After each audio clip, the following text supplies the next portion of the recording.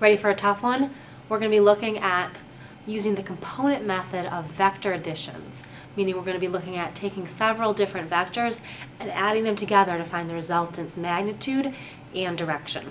Here's the specific problem we'll be looking at. It says, a hiker takes a trip involving 3 segments.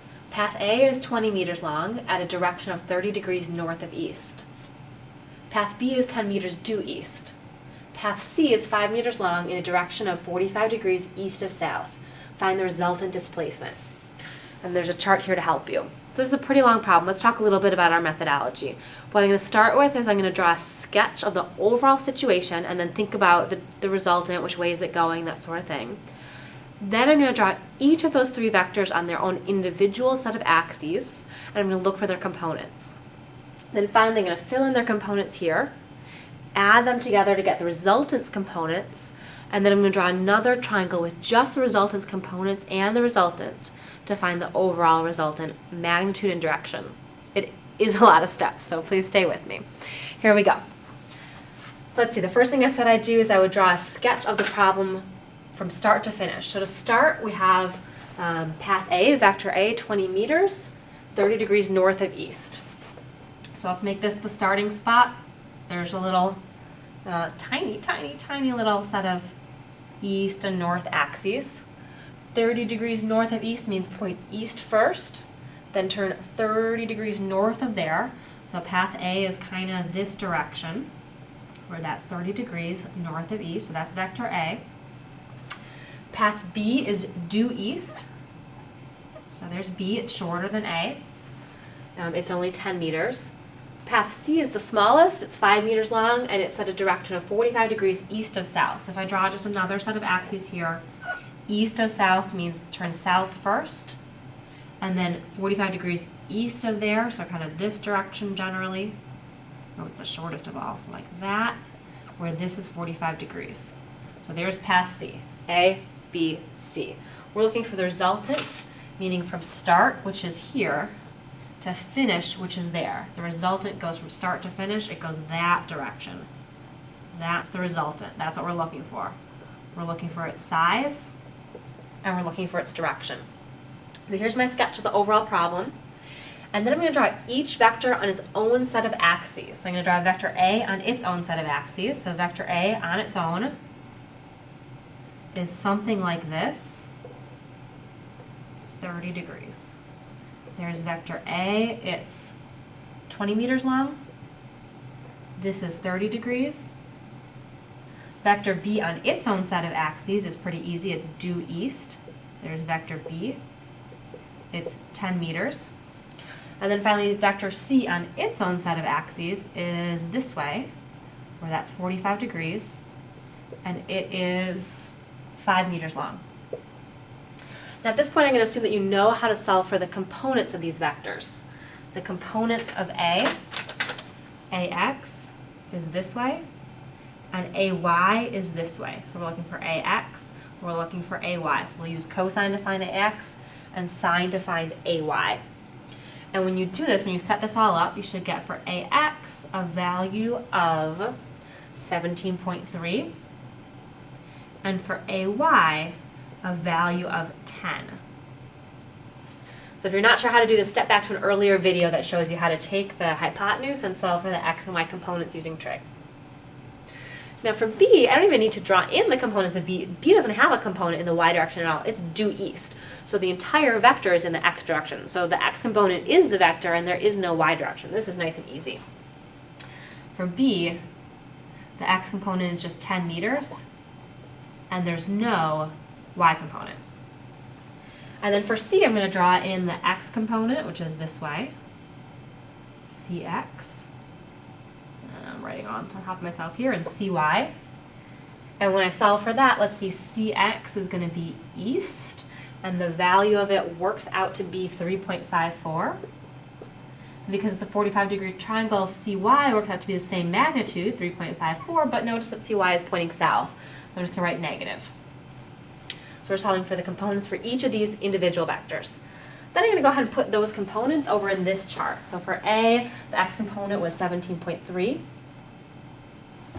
and the y component was 10. For For B, the x component was 10, and there wasn't any y, or north-south component.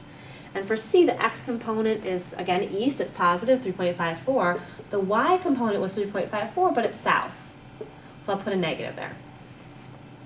Now the next step is to figure out the resultant's components, meaning how much of this resultant here is in the x direction, and how much of this resultant here is in the y direction. What's Rx and what's Ry?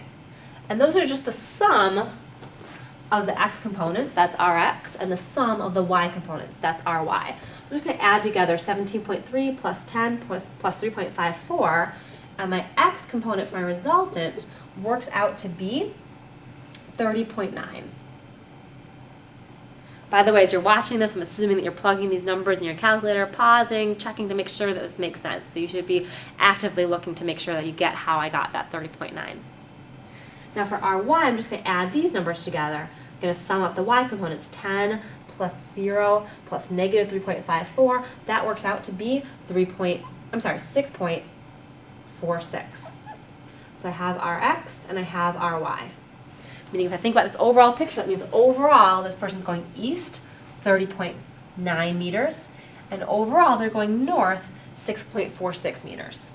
And I want to know the total displacement, the total resultant. So let me just go ahead and redraw this blue part, this resultant part, on its own. It'll make it a little more clear. Basically what we've seen is Rx. We have a number for that now. Rx is 30.9 meters. Ry, we have a number for that now. It's a little bit shorter. It's 6.46 meters. And we're looking for the entire resultant, which I'll just save myself some trouble and just label it R for resultant. So notice we have two sides of a right triangle, so we can go ahead and use Pythagorean theorem. Rx squared plus Ry squared is R squared.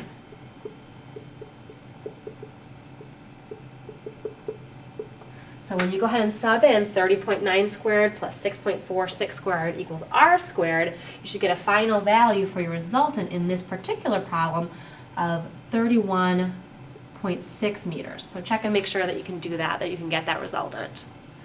But it's not enough just to know the magnitude of the vector, we also need to know the direction of the vector. We need to know what this angle is.